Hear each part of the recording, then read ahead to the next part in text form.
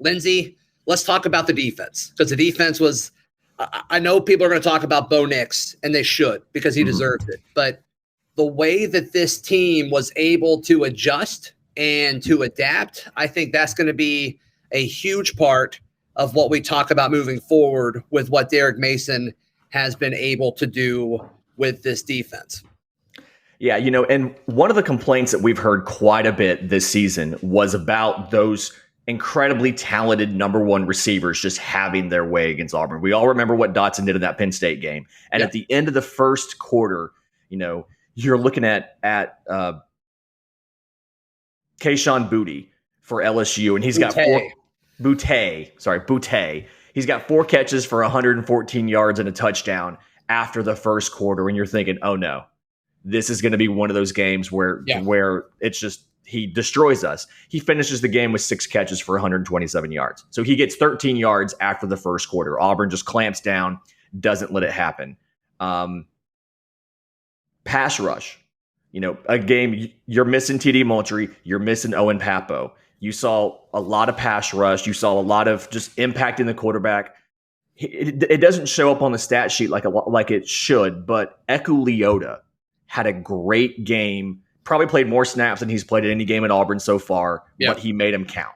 He definitely made him count. And just overall, after the first quarter, you saw Auburn adjust early to what LSU was doing, and they didn't score another touchdown the whole rest of the game. Mm-hmm. Yeah, and they got more physical as the game went on, which I think that's kind of what we thought this defense would be. It's like in the first quarter, they kept doing what they've been doing over the past few weeks. It's like they wanted to see if it worked one more time or something like that, and then they kind of started going more with what you thought this would be. And that'd be a team that could rush the passer, and it'd be a team that was going to be physical in the back end. And we finally saw it. And that's something that should excite a lot of Auburn fans. And obviously it did. I mean, there were a lot of Auburn fans were ready to fire Derek Mason at halftime. They were ready. They did not want him to come back out with the team in the second half. But obviously it's fortunately good that they did. And, who knows, was this a Harsin decision? Was this a Derek Mason decision as far as adjustments? I don't know. And honestly, it doesn't matter. But it's a huge deal with what they were able to do. You mentioned Eku Leota starting because TD Moultrie wasn't there. I mean, I 100% agree with you. He was always kind of breathing down Max Johnson's neck. He wasn't quite getting there, but he was impacting the game. I thought Derek Hall had a really outstanding game. I'm looking forward to seeing what the PFF numbers are for him. He was kind of always there, including that bogus targeting call that I'm actually kind of surprised they picked that up and said no, but still, that would have been a big deal if he would have been gone, because he had a really good second half for the Auburn defense. And then Owen Papo missed, and obviously that's a huge deal.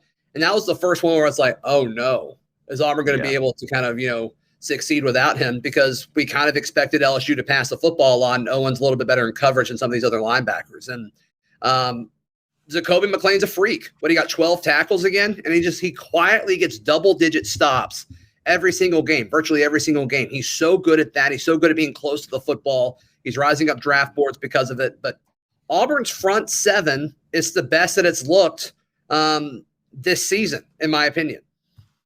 Yeah, and going over the notes, the first time where I really made a note on my pad here while I was watching the game was the red zone look at the end of the first quarter, start of the second quarter, when we held them to a field goal. And that's where you saw something changed in the play calling. We got tighter coverage on the receivers on the outside. We started showing blitz looks. And, we actually, I believe it was Derek Hall, got a sack, and we only rushed 4. But we had 7 on the line when the ball was snapped. So LSU didn't have protection set up correctly. It looked a lot more like what people have been asking for versus, like you said, Mason called the same thing he was calling in the first quarter. We saw Boutte went off for 114 yards. And then from there, we adjusted and shut him down the rest of the game. That's got to be, if Bo Nix is not your storyline of the game, that has to be the defense stepping up and holding LSU to nothing but 4 field goals after the first quarter. And these guys on the back end, your Roger McCreary's, your Zion Puckett's, even by Darius Knight when he got that pick late, I'm really glad that he got one. Mm-hmm. But these guys are so much better when they're able to get hands on the other guys. Like early on, you mentioned Butte having a big first quarter.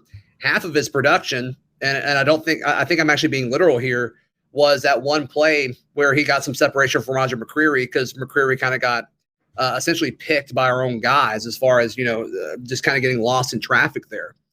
But you saw them kind of get more of their hands on these LSU pass catchers, which is what we've seen for Auburn defenses for the last, 4 or 5 years. Is they're so much better when they're able to be more physical on the edge and, closer to the line of scrimmage. So that's something that's exciting to me.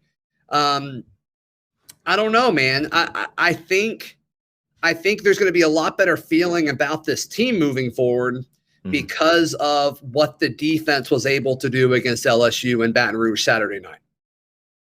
And a lot of it was the guys that you necessarily haven't heard a lot about this season. Zion Puckett had a big game. Nehemiah Pritchett had a good game. Darius Knighton, 5 tackles, that pick at the very end of the game. I mean, he was consistently around the ball.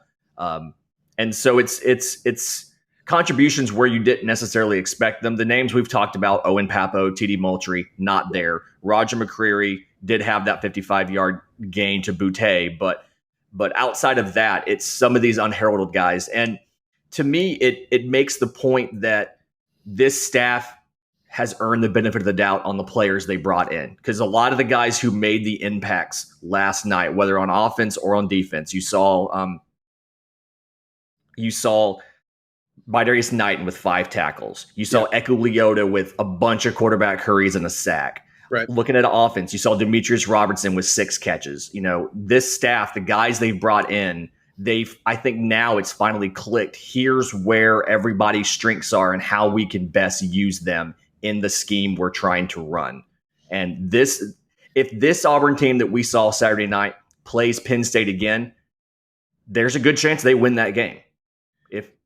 It's you have to feel a lot better going into this SEC slate with that LSU win than you did after Georgia State. Yeah, absolutely. Yeah, no, winning heals a lot of things. It makes you forget about a lot of things. I don't think Auburn fans are too worried about the Georgia State performance anymore because of what happened Saturday night, and they shouldn't be. You beat a team in Baton Rouge for the first time since 1999. That's a big deal. I don't think any of the players on this team were alive the last time that happened, so that's awesome. Tony Fair is like 37 years old. He was there, but that's it. You're right. Really surprising move by Tony Fair jumping off sides in that key situation. That was not something you would expect from him. Not a veteran move on 4th and 1. And again, that was part of that first quarter where we just kind of struggled offensively and defensively. And it felt like we were playing with a little bit too much energy. We hyped ourselves up for that hostile environment, arguably the most hostile environment we've played in all season. Shout out Penn State. Right. And after that first quarter, they really seemed to calm down. Tony, we didn't see a lot of procedure penalties. We didn't see a lot of those self-inflicted errors that we've seen in previous games, either on offense or on defense. And so I think going to Penn State helped these guys be used to that kind of noise, that kind of environment, and ultimately why we saw this team come out with a victory. How about J.J. Pegues in the jumbo package? You all for it? He's good at it.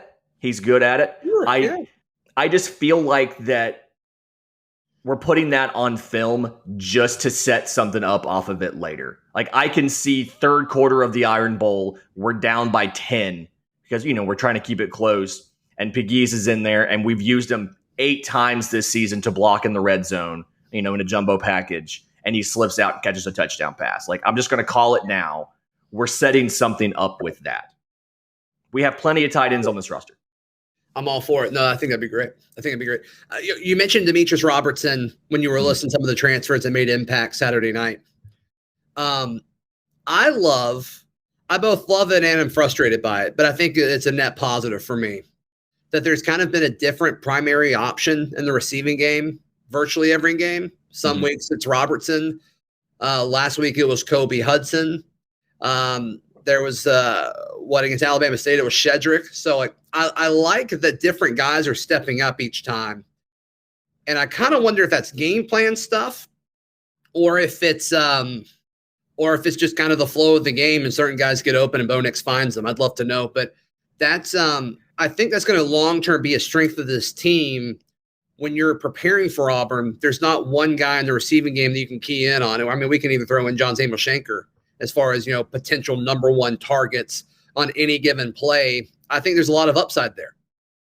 Yeah, and having it where it's not as predictable. Like, we know on defense, we can take Roger McCreary and we can put him on a guy, and we saw this Saturday night with Boutte. After the first quarter, Roger McCreary pretty much followed him around the rest of the game, held him to 2 catches. And I kind of feel like we're probably not necessarily picking a player before the game, but we're the players, the coaching staff's aware of the matchups. They're aware of, here's who's going to be, here's who we think will cover Kobe Hudson. Here's who we think will cover Demetrius Robertson, John Samuel Shanker. And then once we get in the game, we'll take a couple plays. We'll try throw into everybody, see who's doing well in that matchup and who's not. And then we'll start picking on that guy. And we've seen that. You love it. It's also a little frustrating from the sense of, it looked like last week, some of the featuring of Kobe Hudson maybe wasn't working out as well as we wanted. If we try to key in on one specific matchup and our player isn't always making it happen, right, you're going to struggle a bit. But it's good to know that we can keep that flexibility on offense. And it's something we're going to have to do while we see teams continue to sell out to stop our running game. Can I say one quick thing about Kobe Hudson? Such a natural wide receiver. He is a natural wide receiver. There's no question about it.